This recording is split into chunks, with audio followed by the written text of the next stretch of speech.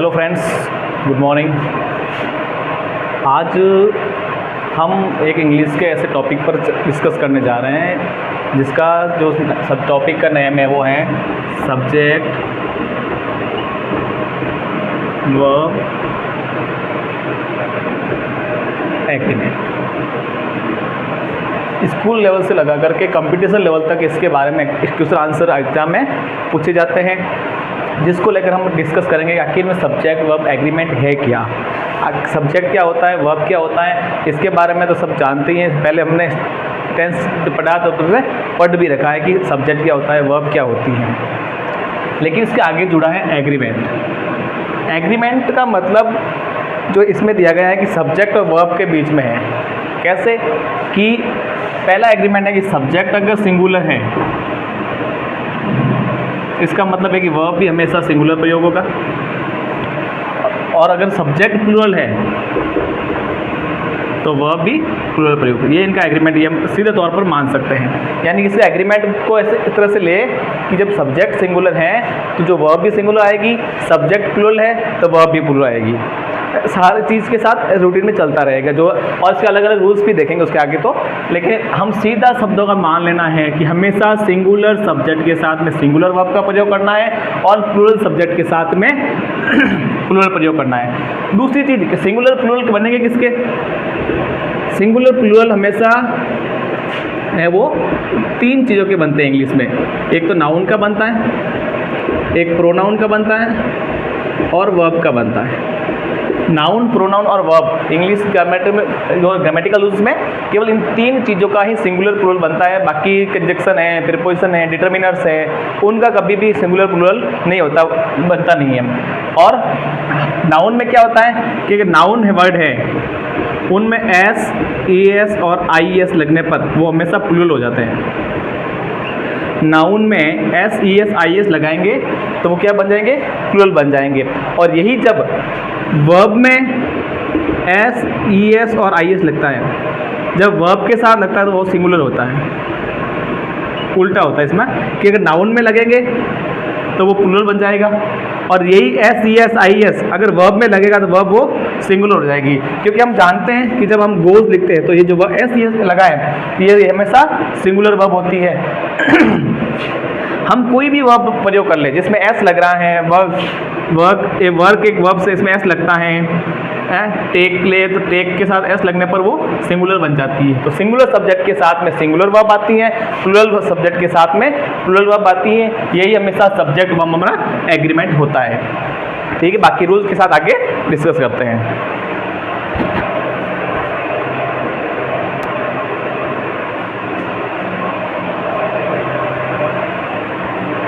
हाँ, तो देखिए इसके बारे में कोई डिस्कस और बाकी रह गया है वो देखिए। पहला है सब्जेक्ट वर्ब एग्रीमेंट से आशय है कि सेंटेंस में सब्जेक्ट के नंबर और पर्सन के अनुसार वर्ब का प्रयोग होना। सब्जेक्ट का नंबर क्या है, सिंगुलर है, प्लूरल है, पर्सन क्या है, उसके हिसाब से फर्स्ट पर्सन है, सेकंड पर्सन है, थर्ड पर्सन है, उसके हिसाब से वर्ब का प्रयोग होना चाहिए। यह इंग्लिश ग्रामर और इंग्लिश राइटिंग का फंडामेंटल रूल है, यानी इसका ये एक मूलभूत नियम है, यह ऐसा होना ही चाहिए। फंडामेंटल रूल मतलब मूलभूत नियम है। और दूसरे शब्दों में से हम agreement of verb with subject कि सब्जेक्ट के साथ में वर्ब का जो एग्रीमेंट है, जो समायोजन है वो दिखाया जाता है। वर्ब का प्रयोग वाक्य के सब्जेक्ट के अकॉर्डिंग होना चाहिए। जो जैसा सेंटेंस है सब्जेक्ट है उसके अकॉर्डिंग वर्ब प्रयोग होगी, है ना। जैसे कि सब्जेक्ट अगर सिंगुलर है तो वर्ब भी सिंगुलर आएगा। जब भी हम पहले डिस्कस किया इसके बारे में, जब भी हम लिखा था पहले कि सब्जेक्ट सिंगुलर है तो वर्ब भी सिंगुलर प्रयोग होगी, और यदि सब्जेक्ट प्लूरल है तो वर्ब भी प्लूरल प्रयोग करना है। यानी मेन चीज़ ये है कि सिंगुलर वर्ब के साथ में सब्जेक्ट के साथ सिंगुलर वर्ब भरनी है, प्लूरल के साथ में प्लूरल वर्ब भरनी है। इस बात का आपसे ध्यान रखें, क्योंकि हमने सब्जेक्ट क्या होता है, वर्ब क्या होता है, ये चीज़ हमने पहले पढ़ चुके हैं। टेंस में हमने सब्जेक्ट पढ़ा है और वर्ब को पढ़ रखा है, वर्ब क्या होती है, सब्जेक्ट क्या होते हैं। और ये मेन चीज़ होती है क्योंकि इसके बिना किसी वाक्य का स्ट्रक्चर, किसी सेंटेंस का ढांचा बन ही नहीं सकता। कि सब्जेक्ट के बिना वाक्य या वर्ब के बिना वाक्य क्या बनाओगे आप? सब्जेक्ट वर्ब के बिना सेंटेंस अधूरा है और सभी वो सही हो ही नहीं सकता। अगर इन दोनों का सही ढंग से प्रयोग नहीं करेंगे तो इंग्लिश राइटिंग में ये चीज़ें सही हो ही नहीं सकती अगर हम दोनों का प्रयोग इसके अकॉर्डिंग नहीं करें तो।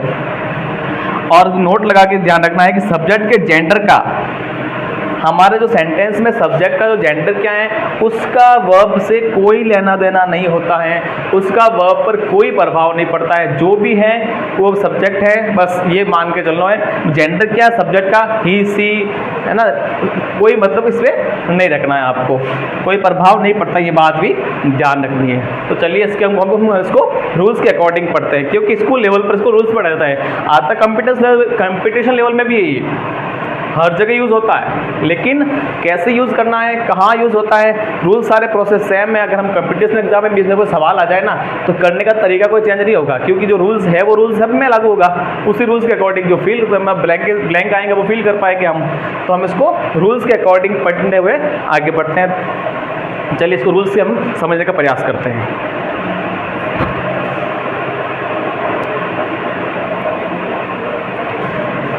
हाँ देखिए, अब जब हम रूल्स को लेकर डिस्कस कर रहे हैं शुरू से वापस, तो रूल्स हमारा पहला है, अलग अलग सारे नियम पढ़ेंगे हम, लेकिन इसमें पहला नियम हम लेते हैं यहाँ से कि जब सेंटेंस में दो या दो से अधिक अलग अलग नाउन दिए हो, नाउन एक सेंटेंस में दो नाउन हो या दो से अधिक हो, वो भी अलग अलग नाउन्स का प्रयोग के बीच में एंड का प्रयोग हो, दो नाउन्स दे दिए, दोनों दो या एक सेंटेंस में दो भी हो सकते हैं, दो से अधिक भी हो सकते हैं, दोनों अलग अलग होने चाहिए, और अगर उनके बीच में एंड का प्रयोग हो रहा है तो वहाँ पर प्लूरल वर्ब का प्रयोग होता है। जैसे राम, मोहन, ना किसी का नाम होना, व्यक्ति, वस्तु, स्थान आदि के नाम को तो हम संज्ञा कहते ही, नाउन कहते ही हैं, तो ये नाउन का प्रयोग, राम नाम हो गया, ये भी नाउन हो गया, और ये मोहन है, ये भी एक नाउन हो गया, और दोनों नाउन के बीच में जब एंड का प्रयोग होता है तो वहाँ पर हमें आर भी है, ये सारे प्लूरल वर्ब होते हैं, आर प्लूरल में आता है, वर्ब प्लूरल में आता है प्लूरल में आता है, ये सारे प्लूरल वर्ब का प्रयोग करते हैं। क्योंकि हमें एक बार, जब पहले भी एक बार डिस्कस किया है कि जब सिंगुलर प्लूरल ऐसे कैसे पहचाने,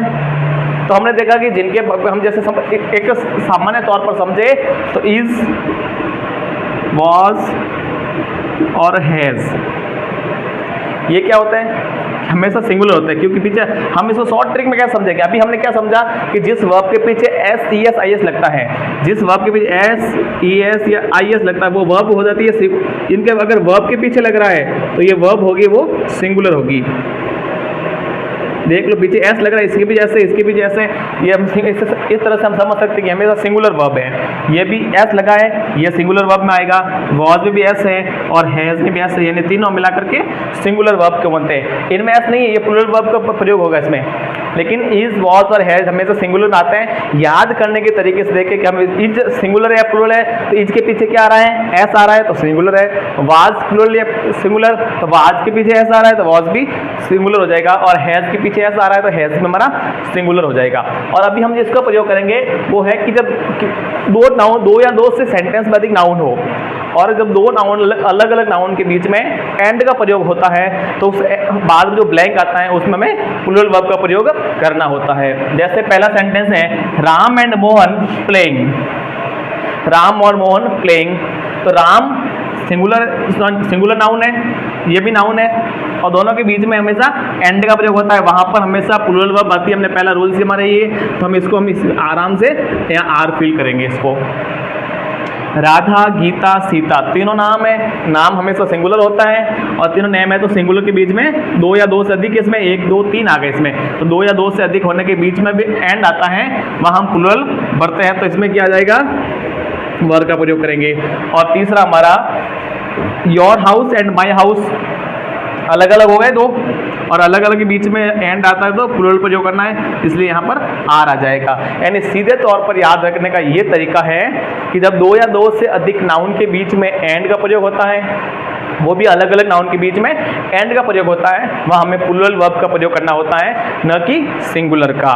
इस तरह से पहला नियम हमारा पूरा हुआ। आगे चलते हैं दूसरे नियम की ओर।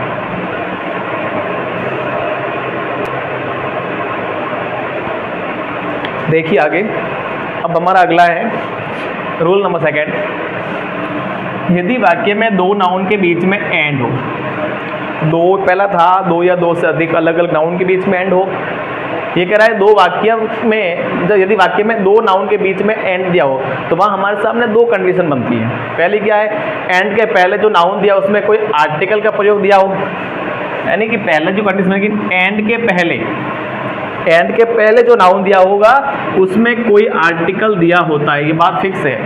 लेकिन जब दूसरी कंडीशन ये बनती है कि एंड के तुरंत बाद वाले नाउन में आर्टिकल दिया हो सकता है अथवा नहीं, ये फिक्स नहीं है। तो वो कंडीशन बनती है कि पहले जब जो दिया होगा, पहला जो सब्जेक्ट जो दिया होगा एंड के पहले जो नाउन होगा उसमें तो आर्टिकल आएगा क्यों, आर्टिकल तो जानते ही ए एन दी होता है हमारा, यानी कि एंड के पहले वाले में तो आर्टिकल आएगा, लेकिन दूसरे एंड के बाद कोई आर्टिकल आए ये हो भी सकता नहीं, ये कोई फिक्स नहीं है कि आर्टिकल दिया हो ही हो। तो ये हमारे सामने दो अलग अलग कंडीशन बनती हैं। तो इन कंडीशन में दो अलग अलग तरीके से हमें वो वर्ब का प्रयोग करना होता है। तो पहली कंडीशन में क्या होता है, पहली कंडीशन ये दी कि एंड के पहले नाउन दिया होता है, नाउन के पहले आर्टिकल भी दिया होता है। तो पहले भी यही है कि एंड के बाद आर्टिकल नहीं दिया हो, यानी एंड के बाद में आर्टिकल नहीं, यही कह रहा है कि उसके बाद वो आर्टिकल पहले दिया होता है। एंड के बाद नहीं दिया हो तो क्या करना है कि एंड के बाद आर्टिकल नहीं दिया हो उस हमें सिंगुलर वर्ब का प्रयोग करना है, क्योंकि एंड के बाद अगर आर्टिकल लगेगा तो वहाँ अलग अलग आदमी हो जाएंगे, दो नाउन अलग अलग हो जाएंगे, दो प्रोनाउन अलग अलग हो जाएंगे, दो सब्जेक्ट हमें अलग अलग मिल जाएंगे अगर एंड के बाद भी आर्टिकल मिलता है। तो अगर एंड के पहले एक आर्टिकल आ रहा है और एंड के बाद नहीं आया ना, इसका मतलब वही व्यक्ति है वो दूसरी जगह का यूज हो रहा है। जैसे पहला सेंटेंस दिया द टीचर, एंड के पहले द आ गया, पहली कंडीशन बनती एंड के पहले द आगे दिया होता है और एंड के बाद में कोई नहीं है, यानी कि टीचर भी वही है और पॉइंट भी वही है। द टीचर एंड पॉइंट, अध्यापक और कवि वही एक ही पर्सन के लिए आ रहा है, इसलिए यहाँ हमेशा सिंगुलर आएगा।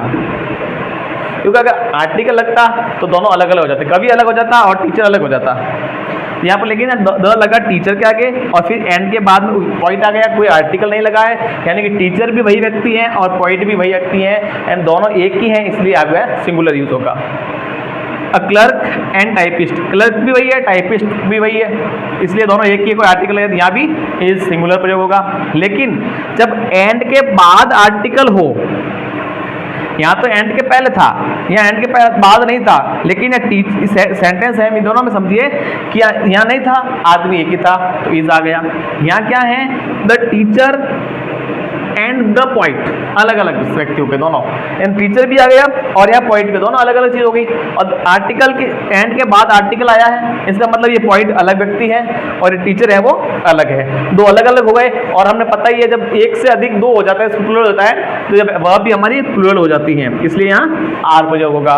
Clerk and a point, a typist, a clerk and a typist दोनों अलग अलग हो गए, तो हमारे यहाँ दो हो गए, क्लर्क अलग हो गया, टाइपिस्ट, दोनों को मिलाकर के दो पर्सन हो जाते हैं और दो व्यक्तियों के लिए हमें प्लूरल होता है, तो प्लूरल के साथ में प्लूरल वर्ब प्रयोग करनी है हमें, इसलिए यहाँ पर भी आर आ जाएगा।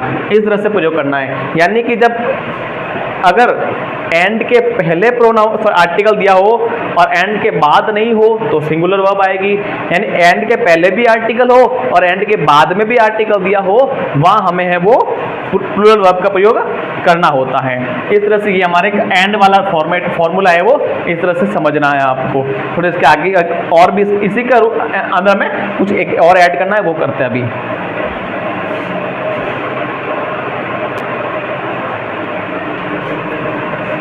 इसी में आगे रूल नंबर सेकंड में आगे हमारा है कि एक ही आर्टिकल, अभी डिस्कस तो हमने कर लिया, अभी हमने सामने इस चीज़ को मैंने क्लियर कर लिया है कि एक आर्टिकल होता है तो हमेशा एक पर्सन होता है, चाहे एंड के बाद आएगा, और सेंटेंस में जब अलग अलग आर्टिकल आता है एक से अधिक हो जाता है। वही चीज़ आप वापस लिखी गई है कि एक ही आर्टिकल हो, तो अगर सेंटेंस में एक ही आर्टिकल दिया हो तो व्यक्ति या वस्तु एक ही दी होती, दोनों मिला करके हमेशा एक ही होता। कोई वस्तु आई, अभी हमने अलग अलग लिखा था द टीचर एंड पॉइंट, यानी आर्टिकल एक ही लिखा द टीचर एंड पॉइंट।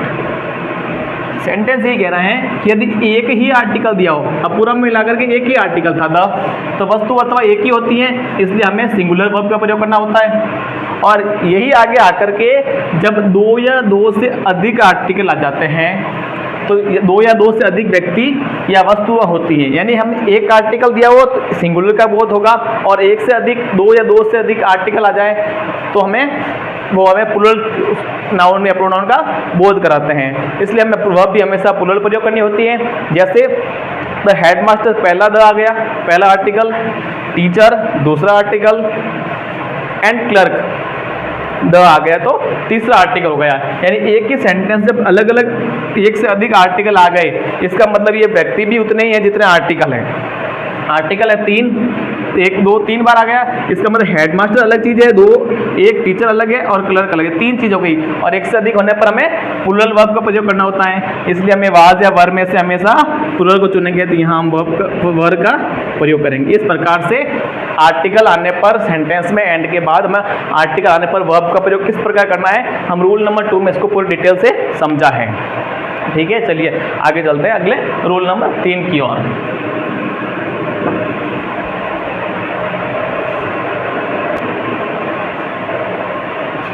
चलिए आगे चलते हैं। अगला रूल हमारा थर्ड का ए और बी 2 रूल पढ़ेंगे। थर्ड में 2 तरीके हैं इसके। पहला है all, many, both, several, a few, a few और द फ्यू आदि शब्द स्वतंत्र प्लूरल का बोध कराते हैं। यानी ये ऐसे वर्ड हैं जो ऑलरेडी प्लूरल वर्ब है।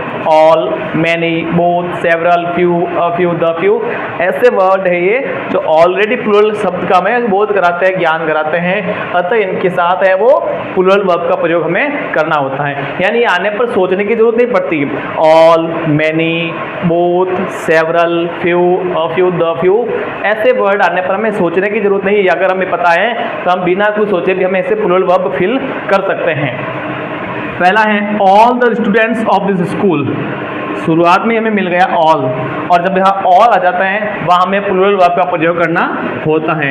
और दोनों में से प्लूरल कौन सी मानी जाएगी तो हमें पता है प्ले को प्लूरल मानता है, क्योंकि अगर नाउन के पीछे एस लगता है तो वो प्लूरल हो जाता है। लेकिन वही एस जब वर्ब के पीछे लगता है तो वर्ब के पीछे एस लगने पर वो वर्ब है वो सिंगुलर हो जाती है। हमें यहाँ पर प्लूरल वर्ब फिल करनी है, इसलिए प्लेज न करके हम वो प्ले का प्रयोग यहाँ पर करेंगे, क्योंकि वर्ब के पीछे एस लगाएंगे तो सिंगुलर हो जाती है। तो यह एस लगा हुआ है ये सिंगुलर है, नहीं लगा हुआ ये प्लूरल है। दूसरा मैनी बॉयज़, बहुत सारे, मैनी कई लड़के हो गया, तो मैनी के लिए हमें हमेशा प्लूरल बनाना है। वॉज सिंगुलर है, हम प्रयोग करेंगे वर्ब का जो कि हमारे लिए प्लूरल का काम कर रहा है। सेवरल सिटीज़, कई सारे शहर है, तो सिटी सेवरल आ गया, तो सेवरल के लिए हम इज है वो सिंगुलर है, हम इसके यहाँ पर आर का प्रयोग करेंगे। A few man, a few आ गया, मैन प्लूरल वर्ड माना जाएगा। अ फ्यू हमेशा ऑलरेडी प्लूरल में काम करता है, और जो प्लूरल इज है वो सिंगुलर है, तो हम यहाँ आर का प्रयोग करेंगे। इस प्रकार से हम ऑलरेडी बिना सोचे समझे भी इसमें हम प्लूरल भर सकते हैं, क्योंकि ऑल, मैनी, बोथ, सेवरल ये सारे हमें ऑलरेडी प्लूरल चीज़ों का बोध कराते हैं। इसका ए पार्ट था। इसी का बी है मैनी के बाद ए दिया हो फिर आगे कोई सेंटेंस पूरा करता हो, यानी कि मैनी के बाद ए आना, मैनी के बाद ए आ रहा है, यहाँ भी ए आ रहा है, यहाँ भी आ रहा है, या एन आता है वो तो है ना, इसे अकॉर्डिंग आता है, अल्फाबेट के अकॉर्डिंग वोवेल उसका उच्चारण कैसे और उसके अकॉर्डिंग आता था। ए एन का प्रयोग तो करते ही हम, तो मैनी के बाद ए आने के इसलिए हमेशा सिंगुलर वर्ब का प्रयोग होता है। यानी मैनी के बाद आ रहा है a, many a man, many a pen, many a student और मैनी एन एक्सीडेंट, ये सारे हैं वो ए आने के लिए हम ए हमेशा वहाँ पर सिंगुलर का बोध कराता ही कराता है। ए आ गया, मैनी के बाद ए आना सिंगुलर का बोध कराता है, इसलिए हम मैनी के बाद ए आने पर सिंगुलर वर्ब का प्रयोग होगा। जैसे मैन आया, इसमें से हम वॉज फिल करेंगे, सिंगुलर है, इसमें हम इज फिल करेंगे, इसमें भी इज भरेंगे और इसमें वॉज भरेंगे, ये सारे सिंगुलर का प्रयोग कर रहा है, इसलिए हम सिंगुलर का प्रयोग करेंगे। क्योंकि मैनी के बाद ए आने का हमें रूल्स कहता है कि मैनी के बाद ए आया है, उसके बाद कोई सेंटेंस पूरा हो रहा है वहाँ हमें सिंगुलर वर्ब का प्रयोग करना होता है। चलिए आगे रूल नंबर 4 के साथ अगला बढ़ते हैं हम, रूल नंबर 4।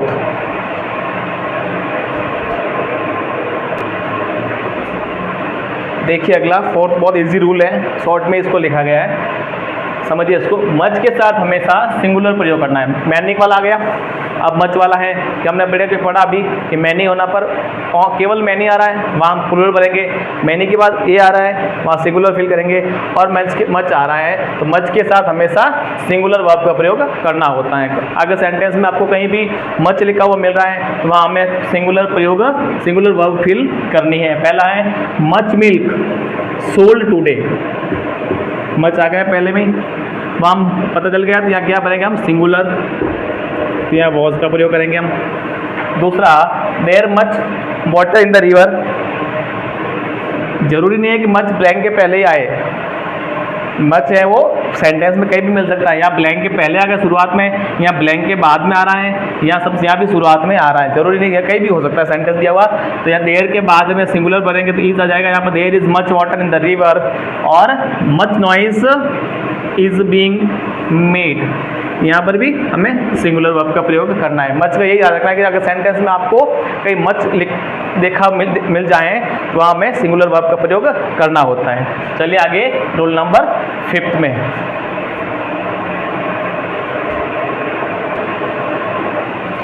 देखिए भाई आगे अगला हमारा रोल नंबर 5 है।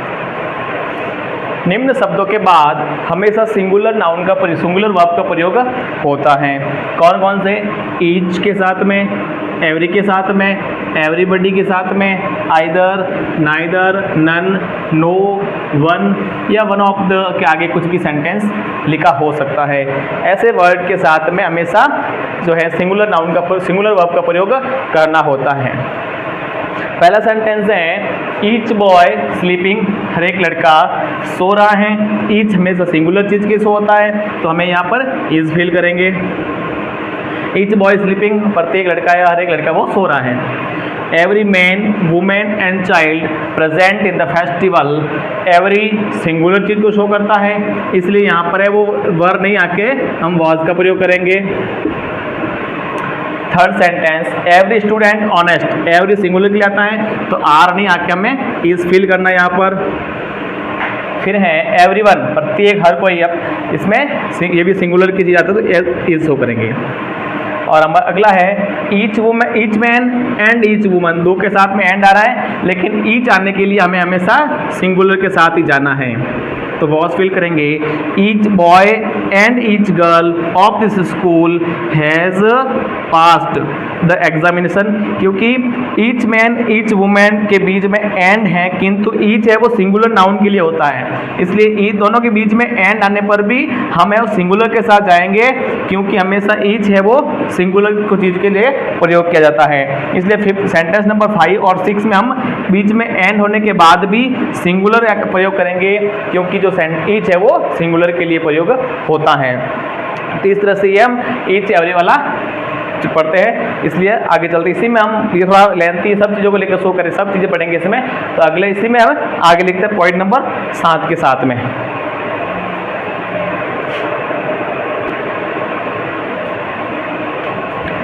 चलिए अगला टॉपिक, अगला पॉइंट हमारा टॉपिक तो क्या अभी इसमें टॉपिक हमारा यही पॉइंट अगला है।